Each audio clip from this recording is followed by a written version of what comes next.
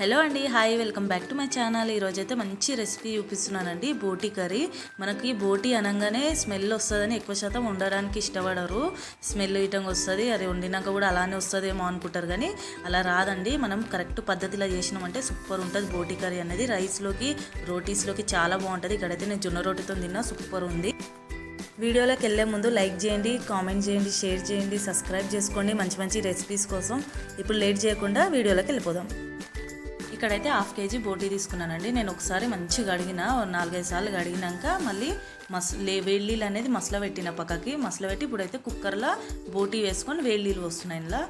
ఇలా వేడి నీళ్ళు పోసుకొని ఉడకబెట్టుకుంటే జల్దీ అయిపోతుంది కదా. అట్లా అని నేను వేడి నీళ్ళు అయితే పోసి ఒక 1/2 టేబుల్ స్పూన్ పసుపు, ఒక 1/2 టేబుల్ స్పూన్ ఉప్పు వేసుకొని ఉడకబెట్టుకోవాలి.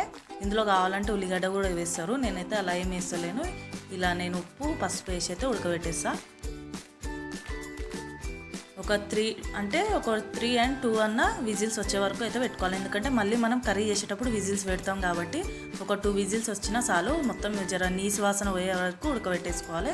ఇక్కడ చూశారు కదా, నేను 2-3 విజిల్స్ వచ్చే వరకు ఉడకబెట్టుకున్నా. అంటే మొత్తం ఉడకలేదు, బోటీ అనేది మామూలుగానే ఉడికింది, చాలు. మళ్ళీ మనం ఉడకబెడతాం కదా, ఇలా అయితే పక్కకు పెట్టుకోవాలి. ఇక్కడ ఒక కుక్కర్ పెట్టుకొని 1/2 కప్ అయితే ఆయిల్ అయితే వేసుకున్నానండి. ఇలా ఆయిల్ వేసుకొని, ఆయిల్ ఎక్కువనే వేసుకోవాలి. మనకి కొవ్వు అనేది ఎక్కువ ఉంటే ఆయిల్ తక్కువ వేసుకోవాలి, కొవ్వు అనేది ఎక్కువ లేకపోతే ఆయిల్ ఎక్కువ వేసుకోవచ్చు. నాకు అదే మామూలుగానే ఉంది కాబట్టి నేనైతే 1/2 కప్ అయితే వేసుకున్నా ఆయిల్ వేడి అయ్యాక 2 లవంగాలు, ఒక ఇలాచీ అయితే ఒక చిన్న చెక్క వేసుకోవాలి. ఒక 1/2 టేబుల్ స్పూన్ జీలకర్ర వేసుకొని, బిర్యానీ ఆకు ఉంటుంది కదా, ఒక 2 వేసుకోవాలి. ఇలా వేసుకున్నాక ఒక 2 సన్నగా కట్ చేసిన ఉల్లిగడ్డ వేసుకోవాలి. ఇక్కడ చూస్తున్నారు కదా, నేనైతే మీడియం సైజు ఉన్నాయి 2 అయితే కట్ చేసి వేసిన. మనం ఎక్కువ వేస్తే కర్రీ అనేది తీయగా అయిపోతుంది. ఉల్లిగడ్డ చూసి వేసుకోవాలి. ఇందులోనే కొంచెం సాల్ట్ వేసేసుకుందాం. ఇలా సాల్ట్ వేసుకొని మనమైతే కొంచెం కలర్ మారే వరకు అయితే మంచిగా ఫ్రై చేసుకోవాలి. ఇప్పుడైతే ఒక 2 పచ్చిమిర్చి వేసుకోవాలి. ఒక 1 టేబుల్ స్పూన్ అలా అల్లం పేస్ట్ వేసుకోవాలి. ఇప్పుడు అల్లం పేస్ట్ వేసుకున్నాక పచ్చివాసన పోయేంత వరకు మంచిగా నూనెలో ఫ్రై చేసుకోవాలి. ఇలా అయితే మంచిగా ఫ్రై చేసుకోవాలి, పచ్చివాసన పోయేంత వరకు. పక్కా మీరు కూడా నేను చేసినట్టయితే ట్రై చేయండి, మీకు కూడా చాలా బాగా వస్తుంది. ఎందుకంటే మనకి నీసు వాసన ఇటంగా ఏం రాకుండా నేనైతే చాలాసార్లు కడిగిన, అన్నిసార్లు మనం వీడియో అయితే తీయలేము కదా, అందుకని మీకు ఒకసారి కడిగిందే చూపించిన. ఇక్కడైతే ఒక 1/2 టేబుల్ స్పూన్ అలా పసుపు వేసుకోవాలి. ఇప్పుడు ఒక 2 స్పూన్ల కారం వేసుకోవాలి. కారం ఎక్కువ ఉందని చెప్పా కదా, నేనైతే అందుకని 2 స్పూన్స్ అయితే వేసుకున్నా.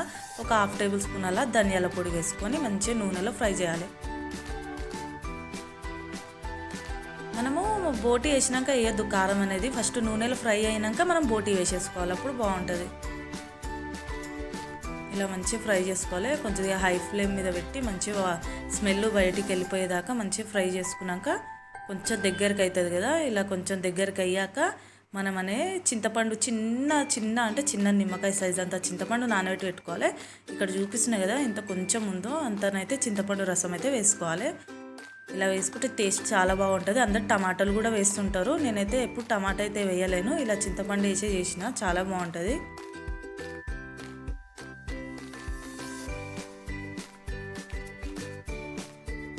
ఇలా కొంచెం దగ్గరికి అయినాక కొత్తిమీర వేసుకోవాలి. ఇలా కొత్తిమీర వేసుకున్నాక ఒకసారి కలిపి మనమైతే వాటర్ అనేది వేసుకోవాలండి. వాటరు సగం, నేనైతే ఒక 1/2 కప్ అయితే వాటర్ వేసుకున్నా. ఎక్కువ గ్రేవీ వద్దు అని, చికెన్ చేయడానికి కొన్ని వాటర్ వేసుకున్నా. మీరైతే వాటర్ ఎన్ని కావాలో అన్ని చూసి ఒక 2-3 విజిల్స్ వచ్చే వరకు అయితే పెట్టేసేయండి, ఏం మాడది. ఇక్కడ చూసారా, నేను 3 విజిల్స్ అయ్యాక చూపిస్తున్నా. ఇలా అయితే విజిల్స్ రాగానే మనం కుక్కర్ మూత తీసేసి మళ్ళీ స్టవ్ పైన మీడియం ఫ్లేమ్ మీద ఒక 2 నిమిషాలు అయితే పెట్టుకోవాలి. ఇక్కడైతే అయిపోయిందండి, నేనైతే గ్యాస్ ఆఫ్ చేసేసిన. మన బోటీ కర్రీ అయితే రెడీ అయిపోయింది. ఇప్పుడైతే ఒక బౌల్లోకి వేసుకుందాం. ఇక్కడైతే నేను ఒక బౌల్లోకి వేసిన. ఉప్పు గిట్టంగా ఏం సరిపోలేదా మీరైతే అప్పుడే మనము విజిల్స్ పెట్టేటప్పుడే ఉప్పు గిట్టంగా ఏమన్నా ఉంటే వేసేసుకోవాలి. ఇక్కడైతే కొంచెం కొత్తిమీర వేసుకున్న పైకించి. ఇక్కడైతే నేను జొన్న రొట్టెతోనైతే తింటున్నానండి. చాలా బాగుంది జొన్న రొట్టెతోని. పక్కా మీరైతే ఈసారి జొన్న రొట్టెతోనైతే ట్రై చేయండి, చాలా బాగుంటుంది. రైస్తోనైతే చాలా బాగుంటుంది, అందరికీ తెలుసు కదా. జొన్న రొట్టెతో కూడా చాలా బాగుంది. ఓకే అండి, చూశారు కదా నేను చేసిన బోటీ కర్రీ రెసిపీ. నచ్చిందా? నచ్చితే మీరు కూడా ట్రై చేయండి. మీకు ఎలా వచ్చిందో నాకైతే కామెంట్ చేసి చెప్పండి. మరొక మంచి రెసిపీతో కలుద్దామండి. బాయ్.